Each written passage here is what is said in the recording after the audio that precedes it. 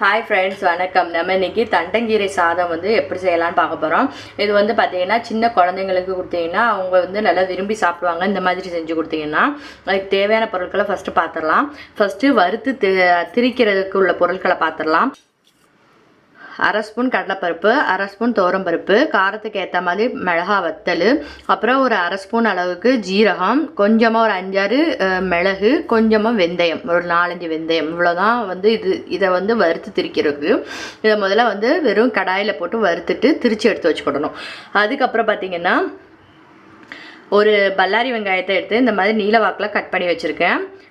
கருவேப்பிலை, அப்புறம் பூண்டு ஒரு 7-8 பல் பூண்டை இந்த மாதிரி முழுசாக உரித்து எடுத்து வச்சுருக்கேன். அதுக்கப்புறம் தாளிக்கிறதுக்கு கொஞ்சம் காயம், கடலைப்பருப்பு, கடுகு, உளுந்து, மஞ்சள் தூள், இவ்வளோதான் இதற்கு தேவையான பொருட்கள். எண்ணெய் நீங்கள் நல்லெண்ணெய் எடுத்துக்கலாம்.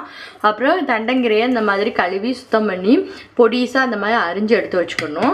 அப்புறம் ரைஸ் நான் இன்றைக்கி 1 டம்ளர் அளவுக்கு ரைஸ் எடுத்துருக்கேன். அதை நல்லா ஊற வச்சு வேக வச்சு எடுத்து வச்சாச்சு. இது கொஞ்சம் ஆறணும். இதெல்லாம் செஞ்சு முடிக்கிறதுக்குள்ளே இது ஆறிடும். ஆறினதுக்கப்புறமா நம்ம ரைஸில் அந்த மசாலாக்களில் கலந்தோன்னா கரெக்டாக உதிரியாக கிடைக்கும். அதுக்காக இப்போவே ரைஸ் ரெடி பண்ணி எடுத்து வச்சாச்சு.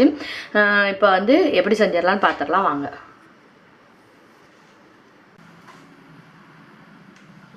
இப்போ ஃபஸ்ட்டு ஒரு கடாயை அடுப்பில் வச்சாச்சு. இதில் ஃபஸ்ட்டு கடலைப்பருப்பை நம்ம போட்டு நல்லா செவக்க வறுத்துருவோம். கடலைப்பருப்பையும் உளுந்த பருப்பையும் போட்டு செவக்க வறுத்துருவோம். இது நல்லா வறுபட்டதுக்கப்புறமா நம்ம எடுத்து வச்சுக்க ஒரு அரை ஸ்பூன் மல்லி ஆட் பண்ணிடுவோம். நம்ம எடுத்து வச்சுருக்க மிளகாய் வத்தல், ஜீரகம், மிளகு, வெந்தயம் இதை ஆட் பண்ணிடுவோம். கடாயில் கொஞ்சம் நல்லெண்ணெய் விட்டாச்சு. இதில் கடுகு சேர்த்துடலாம்.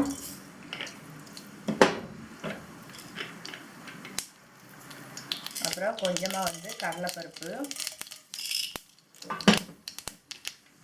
அடுத்து உளுந்து, அடுத்து நம்ம எடுத்து வச்சுருக்க பூண்டு, கருவேப்பிலை, எடுத்து வச்சுருக்க வெங்காயத்தை ஆட் பண்ணிடலாம்.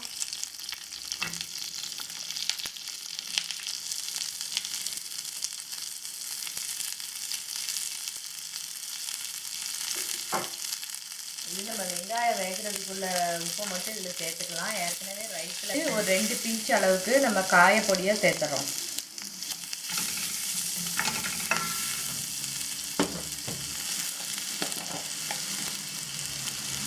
அடுத்து ஒரு அரை ஸ்பூன் அளவுக்கு மஞ்சள் தூள். அடுத்து நம்ம எடுத்து வச்சுட்டு கீரையை அதில் ஆட் பண்ணுவோம்.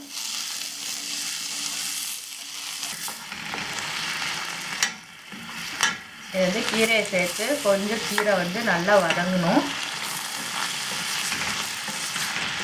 இப்போ பார்த்திங்கன்னா கீரை நல்லா வெந்துடுச்சு. கீரை ரொம்ப டைம் எடுக்காது வேகிறதுக்கு, அதனால் நல்லா வெந்துடுச்சு. இப்போ நம்ம அரைச்சி வச்சுருக்க பொடியை இதில் ஆட் பண்ணிடணும். இந்த பொடி தான் இந்த ரைஸுக்கே டேஸ்ட்டை கொடுக்கும்.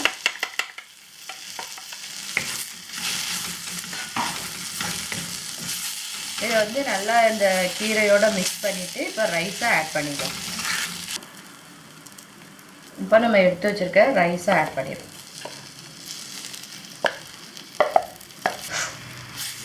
இப்போ கீரையும் மசாலாவும் ஒன்றா சேர்கிற மாதிரி மிக்ஸ் பண்ணி விட்டுக்கோங்க.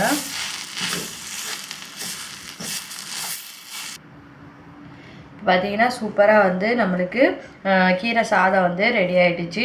இது சைடிஷ் கூட எதுவுமே தேவையில்லை. இது அப்படியே சாப்பிட்லாம். நம்ம இதில் கலந்துருக்க பொடி அவ்வளோ டேஸ்ட்டாக இருக்குது.